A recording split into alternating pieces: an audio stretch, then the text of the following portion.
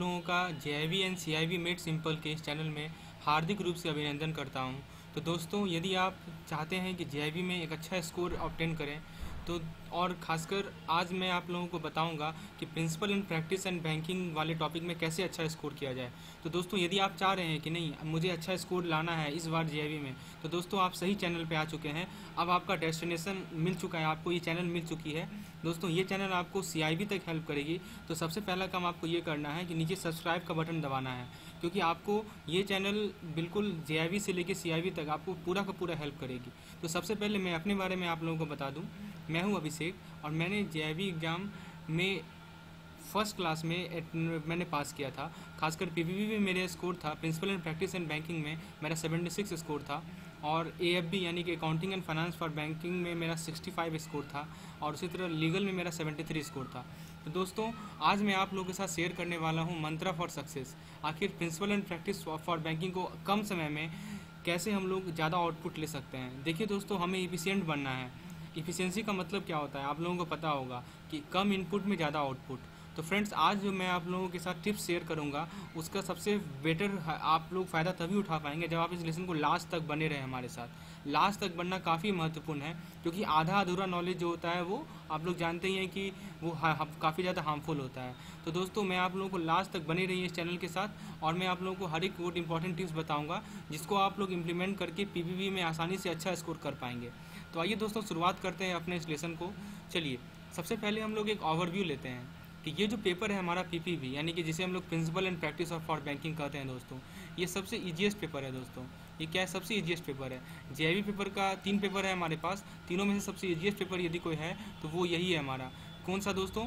Principal and practice for banking. इसके अंदर क्या होता है? इसके अंदर कुछ यूजफुल इन्फॉर्मेशन प्रोवाइड की जाती है जो कि हमारे बैंकिंग ड्यूटीज से रिलेटेड होती है। So it provides most useful information for our daily banking duties. ठीक है दोस्तों, तो आप लोगों का जो डेली का जो ड्यूटी है बैंकिंग में, तो उसके लिए कुछ ज़रूरी इन्फॉर्मेशन आपको PPB से मिलती है। अब हम लोग इस पेपर को डिस्कस करते हैं, एक ओवरव्यू लेते हैं इस पेपर का। तो बेसिकली इस पेपर का 4 मॉड्यूल है दोस्तों। पहला मॉड्यूल है मॉड्यूल A, दूसरा है मॉड्यूल B, तीसरा है हमारा मॉड्यूल C, और चौथा है हमारा मॉड्यूल D। तो इस पेपर को 4 मॉड्यूल में डिवाइड किया गया है, A, B, C and D। ठीक है, तो ये तो बेसिक ओवरव्यू था। अब हम लोग डीपली एनालाइज करते हैं। अब हम लोग मॉड्यूल वाइज समझेंगे एक एक चीज़ों को। अब हम लोग डीपली एनालाइज करेंगे। सबसे पहले हम लोग बात करते हैं मॉड्यूल A का। तो दोस्तों, मॉड्यूल A का जहाँ तक बात है, इसमें 25 से लेकर 30 मार्क्स के क्वेश्चन पूछे जाएंगे। मैं आप लोगों को मार्क्स का वेटेज भी बताऊंगा, एक मॉड्यूल का वेटेज भी बताऊंगा, ताकि आप लोग ये समझ पाएँ कि कौन ज़्यादा इंपॉर्टेंट है। और मैं लास्ट में आप लोगों को सीक्वेंस भी बताऊँगा, एक प्रायोरिटी भी बताऊँगा जिस बेसिस पे आपको पढ़ना है। तो दोस्तों, मॉड्यूल A का वेटेज है 25 to 30 मार्क्स, और इसके अंदर कुल मिलाकर 11 टॉपिक्स हैं। तो इस मॉड्यूल का जो नाम है वो है हमारा इंडियन फाइनेंशियल सिस्टम। क्या है दोस्तों नाम? Indian financial system. और इस मॉड्यूल के बारे में बता दूं, ये एक थ्योरेटिकल मॉड्यूल है, मतलब इसके अंदर पूरे के पूरे थ्योरी भरे हुए हैं। और इस मॉड्यूल में जो सबसे इंपॉर्टेंट चीज़ है जो कि हमें पढ़ना होगा, और वो हमें ज़रूर पढ़ना है, वो है हमारा बेसल 2। बेसल 2 का ओवरव्यू हमें पढ़ना है दोस्तों। इस मॉड्यूल में बेसल 2 के बारे में डिटेल में जानकारी दी गई है, जो कि हमें ज़रूर पढ़ना चाहिए। और ये जो मॉड्यूल है वो हमारे बैंकिंग लाइफ के लिए बहुत ही इंपॉर्टेंट है दोस्तों। It is very important in our banking life. और दोस्तों, जो लोग CIV भी देंगे आगे, JIV के आगे, उनके लिए तो ये बेसल 2, ये जो बेसल 2 टॉपिक मैं बता रहा हूँ, ये काफ़ी इंपॉर्टेंट है। क्योंकि बेसल 2 जब आप CIV के लिए पढ़ेंगे तो पूरा का पूरा मॉड्यूल ही है बेसल पे। आप समझ सकते हैं ये बेसल 2 का कितना इंपॉर्टेंस है। CIV एग्जामिनेशन देने के बाद आपको पूरा का पूरा मॉड्यूल ही बेसल पे होगा। और दोस्तों, मैं आप लोगों को बता दूं, मैंने CIV इसी साल क्लियर किया, 2019 में क्लियर किया था, और काफ़ी अच्छे फ्लाइंग कलर मार्क्स से। तो चलिए दोस्तों, उम्मीद है आप लोगों को मॉड्यूल A का इंपॉर्टेंस समझ में आ गया होगा, किस लिए ये इंपॉर्टेंस है। और अब हम लोग बात करते हैं अपने नेक्स्ट मॉड्यूल की, जो कि मॉड्यूल B है। तो दोस्तों, आप यहाँ से देख सकते हैं, यहाँ पे 35 से लेके 30 से 35 मार्क्स के क्वेश्चन पूछे जाते हैं, और इसके अंदर 17 टॉपिक है दोस्तों।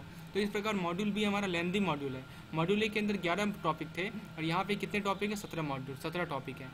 तो इसका जो हेडिंग है, इस मॉड्यूल का जो नाम है वो है फंक्शन ऑफ बैंक। पहला का क्या था? Indian financial system. इसका नाम है फंक्शन ऑफ बैंक। तो ये जो मॉड्यूल है ये मोस्ट इंपॉर्टेंट मॉड्यूल है और मोस्ट यूजफुल टॉपिक है। इसके अंदर जो टॉपिक है वो मोस्ट यूजफुल है हमारे डेली बैंकिंग रूटीन में। हमारे डेली बैंकिंग रूटीन में जो टॉपिक, इसके अंदर कुछ मोस्ट यूजफुल टॉपिक डाले गए हैं। कुछ एग्जांपल देखते हैं दोस्तों, जैसे banker customer relationship, opening of account according to various type of customer, credit card, NPA, collateral types, types of collateral, payment and collection of check.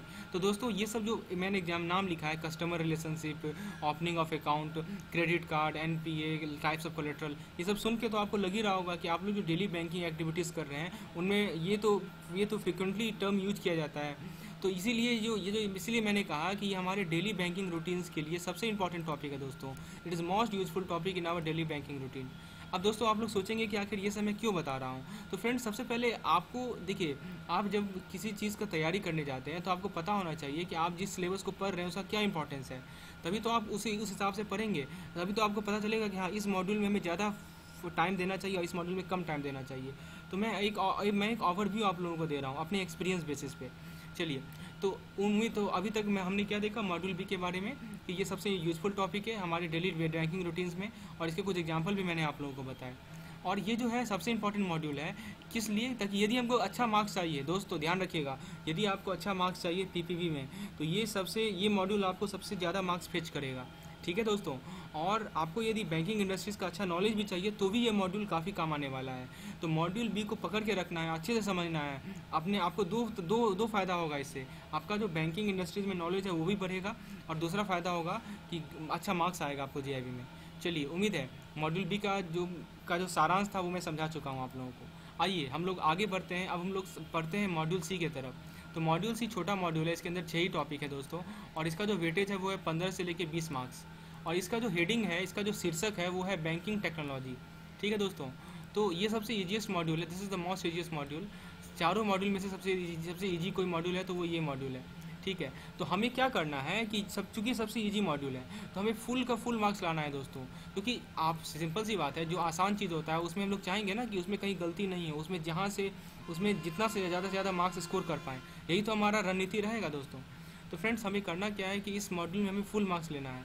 ठीक है, और इसमें भी कुछ टॉपिक होंगे जो कि काफ़ी आसानी से आप लोग समझ पाएंगे बैंकिंग टेक्नोलॉजी में। और दोस्तों जिन लोगों का बैकग्राउंड टेक्निकल से रहा है, यानी कि जो बीटेक वाले हैं या जो आईटी वाले हैं, उनके लिए तो ये मॉड्यूल केक वॉक है दोस्तों। हाँ, this module is cake walk for all दो candidates who are BTech graduate और IT graduate. So friends, we will try to get full marks in this topic which are easily understandable. चलिए, अब हम लोग अपने लास्ट मॉड्यूल पे आगे बढ़ते हैं जो कि हमारा मॉड्यूल डी है, और मॉड्यूल डी में 20 से 25 मार्क्स के क्वेश्चन पूछे जाएंगे, और इसका जो शीर्षक है वो है सपोर्ट सर्विसेज, यानी कि मार्केटिंग ऑफ बैंक सर्विसेज या प्रोडक्ट। मतलब कि हमें बैंकिंग सर्विस या बैंकिंग जो प्रोडक्ट है उसको कैसे मार्केट किया जाए, इसके बारे में डिटेल डिस्कशन इस मॉड्यूल में की जाएगी। तो मतलब ये फुल्ली जो है अबाउट मार्केटिंग है। तो फ्रेंड्स जो लोग एमबीए किए हुए हैं उन्हें तो ये अपने से तो ऑलरेडी पढ़ के आ चुके हैं, उन्हें तो कुछ एक्स्ट्रा पढ़ने की आवश्यकता है ही नहीं। तो ऐसा नहीं है कि जो लोग एमबीए नहीं किए हैं वो लोग नहीं समझ पाएंगे, बिल्कुल समझ पाएंगे दोस्तों। आप मेरे साथ बने तो रहें, मैं आप लोगों को सब कुछ क्लियर करवा दूंगा।